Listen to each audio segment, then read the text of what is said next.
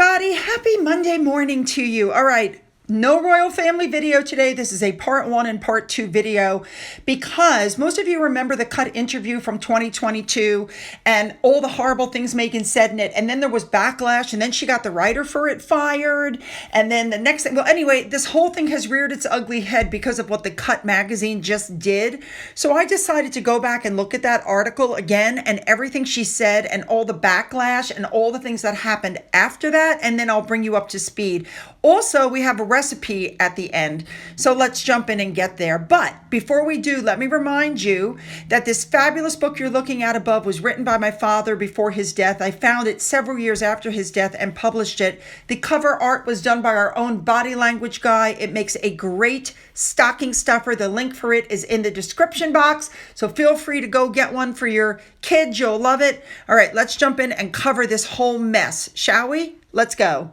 So there's been a lot of talk about the Cut article. You guys remember when it first came out, it was just very fluffy and full of, platitudes and flowery crap. Just a few of those examples were things like Archie toddling into the room and listening to Meghan's chest and giggling when her heart went thump thump.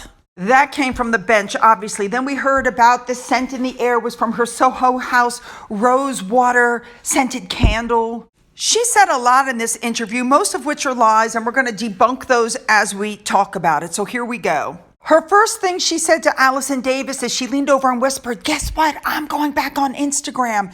But that was a lie. She's never been off of social media.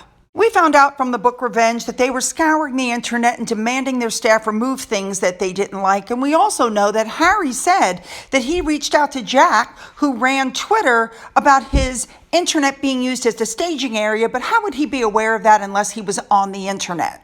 Then she starts talking about how she had to close the TIG, give up her passport, give up her freedom, and she starts perpetuating the whole "I was a prisoner in the palace."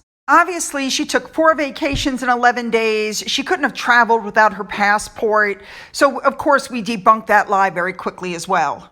Now, the next thing that happened in this article was she told the author that she would have to give any pictures of her children to Kensington Royal and that then it would go to the Royal Rota and it would appear, it would be released. Then she said, and I'm quoting right out of the magazine, "Why would I give the very people that are calling my child the N-word a photo of my child before I can share it with the people that love my child?" The problem for Meghan here is there's not one example anywhere at any time of anybody calling her child the N-word, ever. And just like with the Oprah show, she has absolutely no proof of anything. This was absolutely nothing but another baseless accusation. Meghan then flat out lied when she said that they were forced to shut down Sussex Royal because, the Queen said they couldn't use the word royal. Sussex Royal is still up. It's still running. It's still being tagged. It's still there. It was a complete lie.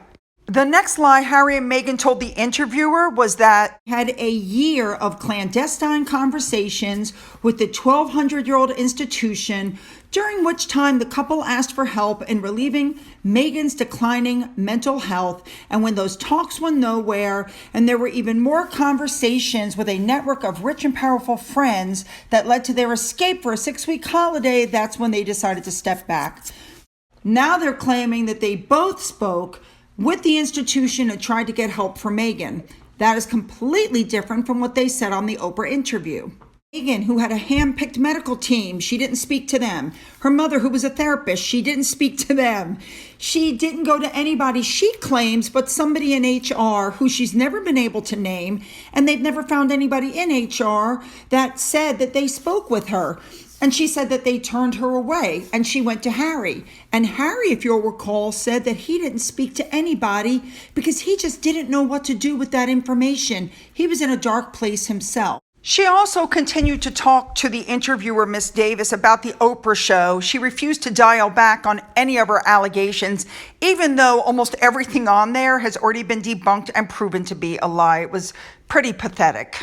She basically doubled down and claimed she wasn't lying during Oprah. She then went on to talk about the Megxit terms, the fact that they can't use their HRH, that they won't be making any appearances or working for the Queen or, the UK, and also begrudgingly admitted that King Charles did give them financial support.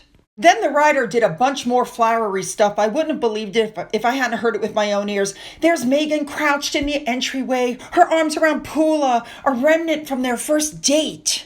during their whirlwind romance, and then she throws the back doors wide open.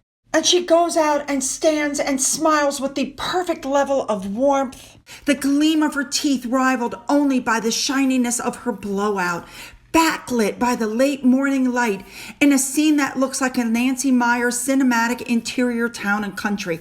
Next up in the article, she talked about what they saw at the house and the palm trees, and they were connected at the base. And she goes, look, that's us. And she always calls him my now husband. She never calls him by his name, which I always thought was really odd. So Harry got 1 or 2 minutes with the interviewer in the middle of this. He walked in, shook her hand, talked about how he was fixing the pipes in the house as if he would actually know how to do that. Conversation then got very weird because Harry related to this pictures you see above, all these pictures she took.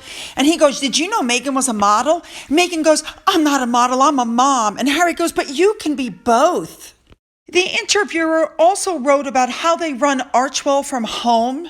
From 2 plush club chairs, she describes, that sit side by side behind a single desk facing out into the room like thrones. Now, also during Harry's little walk-on piece, you should know he took a swipe at his family saying, many of my family aren't able to work and live together. Most people that I know and many of my family can't do it. I mean, he just couldn't help himself. At the time when she gave this interview, she made a point of making sure everybody knew that Archie had friends and he goes around to kids' birthday parties and he's a normal kid with bouncy houses, and she has normal friends and they go around and they eat dinner at other people's houses.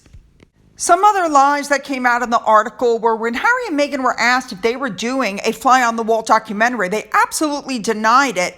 And she twisted it around in the article to say a historical documentary is different than a fly-on-the-wall documentary. And then we found out that they were doing that 6-part docuseries for Netflix. Now, some other untruths in the article, which were really small and stupid, that, we went back to Frogmore and it was completely untouched and all of our belongings were still there. Excuse me, Eugenie and Jack lived there, so there's no way her stuff was still all in the drawers. The next thing Meghan said in this article was a massive lie. Meghan's claim is that when she and Harry blew off the military thing to go to the Lion King, remember, we caught Harry on camera trying to get her voiceover work. She said that a member of the show walked up to her and basically said to her, they regarded her entry into the royal family with the same significance as the freeing of Nelson Mandela. No, I'm not kidding. And for those who didn't catch it, she essentially has likened being married and walking into palaces and all that wealth to Nelson Mandela's freedom from a prison cell after 27 years. Yep, she did. And let me just say that here comes the backlash from Nelson Mandela's family.